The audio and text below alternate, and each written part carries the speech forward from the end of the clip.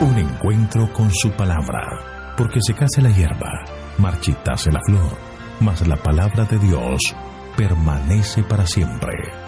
Con ustedes, el doctor José Ricardo Arias Quintero.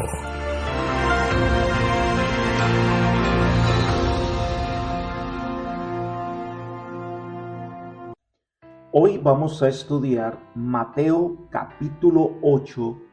Jesús sana al siervo de un centurión. Te invito a orar.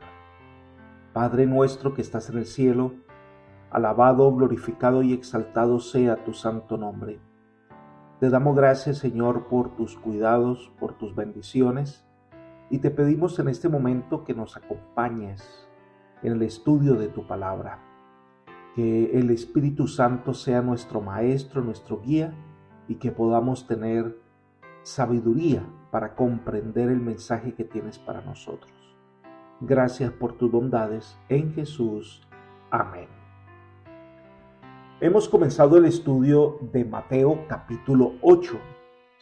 Allí se narran varios milagros de Jesús. El primero de ellos, el del leproso.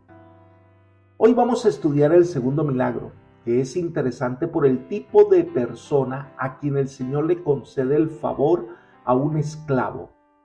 Por petición del centurión romano, Dios hace un milagro a la distancia. Vamos a leer los versículos 5 al 13. Comencemos con los versículos 5 y 6.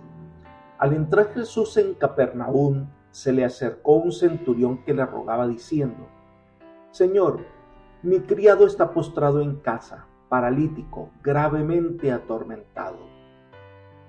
Al parecer, la descripción que se hace de esta narración ocurre después de terminar el Sermón del Monte. Algunos sugieren que este acontecimiento ocurre el mismo día.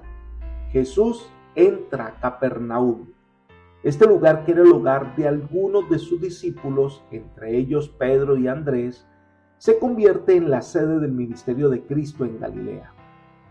Una narración paralela de este acontecimiento está en Lucas capítulo 7 versículos 1 al 10, con algunas pocas variaciones. Debemos recordar que Jerusalén estaba dominada por los romanos. Los odiaban y deseaban su destrucción. Los centuriones romanos eran la espina dorsal del poderoso ejército romano. Eran guerreros muy sagaces, fuertes, y tenían a su cargo 100 hombres. Estaban encargados de mantener el orden y apaciguar las revueltas. El centurión equivalía entonces al coronel de ahora. Los centuriones eran la columna vertebral del ejército romano. El historiador Polibio nos describe las cualidades del centurión. Debe ser, más que un militar, temerario, uno que es capaz de mandar a la tropa, firme en la acción y de confianza, no demasiado dispuesto a entrar en combate, pero cuando es necesario debe estarlo a defender su posición y a morir a su puesto. El centurión tenía que ser un hombre especial, o no habría podido conservar su puesto. Pero este centurión, que es el personaje de esta historia, que no era judío, vio a Jesús y le reconoció como una persona diferente, tanto que deposita su confianza en él. Viene con una solicitud: mi criado está postrado en casa, paralítico, gravemente atormentado. Había en este hombre rudo una actitud de amabilidad y aprecio por su esclavo. Este siervo era muy estimado por el centurión, sin duda por el valioso servicio que le había prestado. Se acerca a Jesús con la esperanza que él podría hacer algo por él. Incluso describe su condición diciendo que es paralítico y era atormentado.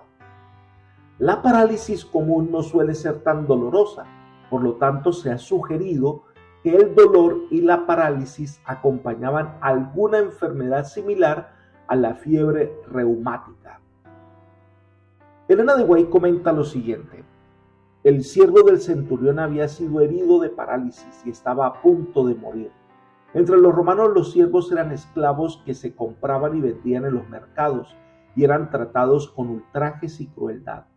Pero el centurión amaba tiernamente a su siervo y deseaba grandemente que se restableciera. Creía que Jesús podía sanarle. No había visto al Salvador, pero los informes que había oído le habían inspirado fe.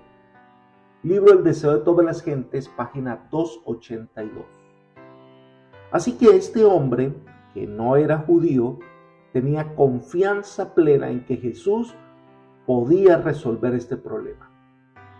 Pero ahora el Señor quiere probar la fe del centurión, no porque lo necesite, sabe quién es el centurión, sino para hacer evidente esa fe a los que le rodean. Jesús le dice, versículo 7, yo iré y lo sanaré. Jesús no tenía problemas de ir al hogar de este hombre, pero en la cultura judía, la casa de un gentil era considerada inmunda. El soldado romano ve que no es prudente que el Señor vaya a su casa y se gane un problema con la gente que le rodea. Así que este soldado, con mucho respeto, se acerca y le pide algo inusual. Señor, sana a la distancia. Vamos a leer los versículos 8 y 9 del capítulo 8 de Mateo. Respondió el centurión y dijo, Señor, no soy digno de que entre bajo mi techo, solamente di la palabra y mi siervo sanará. Pues también yo soy hombre bajo autoridad y tengo soldado bajo mis órdenes. Y digo a este ve y va, y al otro ven y viene. Y mi siervo, haz esto y lo hace. Lo interesante de esta narración es quién dice estas palabras. Es un centurión romano. Los romanos podrían considerarse superiores a las naciones dominadas, pero este hombre reconoce en Jesús a alguien especial, un ser divino. Reconoce su indignidad, pero también reconoce que el Señor es el único que lo puede ayudar. Elena de White nos llama la atención lo siguiente. Pero el centurión dijo de sí mismo, no soy digno. Su corazón había sido conmovido por la gracia de Cristo. Veía su propia indignidad, pero no temió pedir ayuda. No confiaba en su propia bondad. Su argumento era su gran necesidad. Su fe echó mano de Cristo en su verdadero carácter. No creyó en él como en un taumaturgo, sino como el amigo y salvador de la humanidad. Libro El deseo de todas las gentes, página 283. No importa nuestra indignidad, nuestras equivocaciones. Necesitamos reconocer que Jesús es la única solución y podemos venir a Él como estamos y Él nunca nos rechazará. Este centurión le dice a Jesús que no es digno que entre a su casa, que esté debajo de su techo. Muestra de completa humildad, pero también muestra su fe en el Señor. Para ello pone un ejemplo de su condición de soldado. Tengo hombres que obedecen mis palabras. Por lo tanto, solamente di la palabra y mi criado sanará.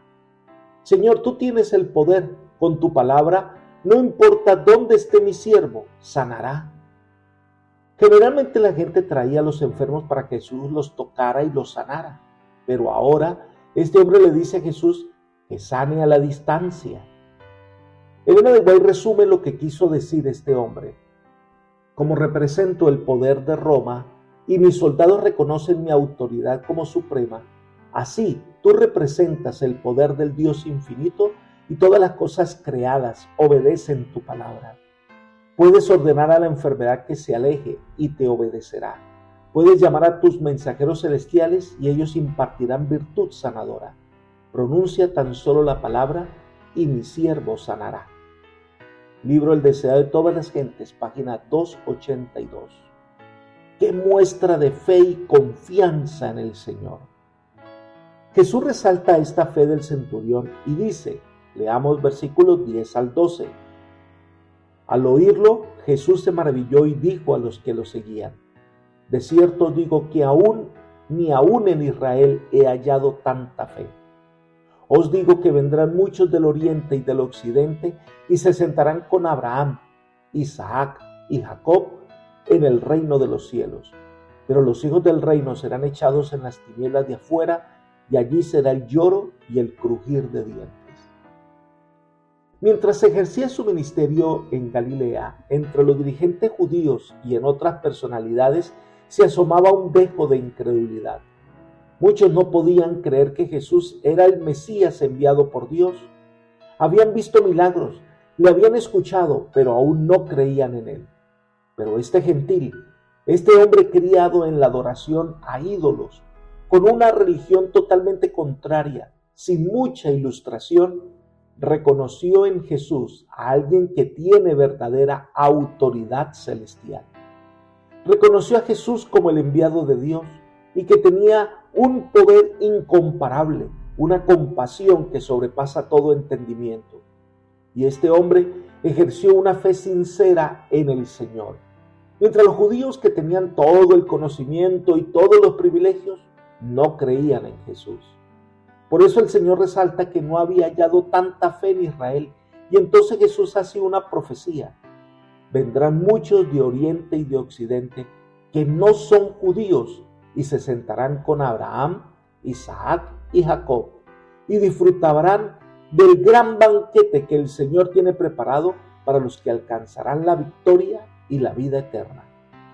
Y lo más maravilloso de todo es que en esta declaración estamos incluidos nosotros. Somos llamados a participar de esta gran convocatoria, de esta gran reunión, de ese gran festín espiritual. Pero la sentencia es tremenda contra aquellos que tienen gran luz, tienen todos los privilegios otorgados por el cielo, pero no aceptan a Jesús como su Salvador personal. Dice el Señor: serán echados a las tinieblas de afuera, y allí será el lloro y el crujir de dientes. Este símbolo representa la aniquilación final de los impenitentes empedernidos. Mateo pasa a describir el remordimiento de los réprobos al contemplar su triste fin en contraste con el gozo que podrían haber tenido. No es el conocimiento teológico profundo lo que nos garantiza fe. No es la biblioteca mejor seleccionada la que nos convierte en cristiano. Es la confianza en Jesús y su poder. Este hombre vino con humildad, al punto, y confió en el poder de Dios. Muchos estaban allí, lo vieron hacer milagros y escucharon sus palabras y no creían. Entonces, al final, los justos estarán a su lado y los que no creen temblarán al saber lo que les espera en contraste con los que reciben los justos. Y entonces llegamos a la conclusión de esta historia. Versículo 13. Entonces Jesús dijo al centurión: vete, y como creíste, te sea hecho. Y su criado quedó sano en aquella misma hora. La sanación fue inmediata. El hombre ejerció fe en el Señor y Dios nunca desoye una petición que brota de un corazón sincero. Ahora, Dios hace un milagro por un esclavo. Era el tipo de persona que consideraban de poco valor, que no tenía libertad en sí mismo. Este centurión mostró consideración a su siervo. Era un hombre noble.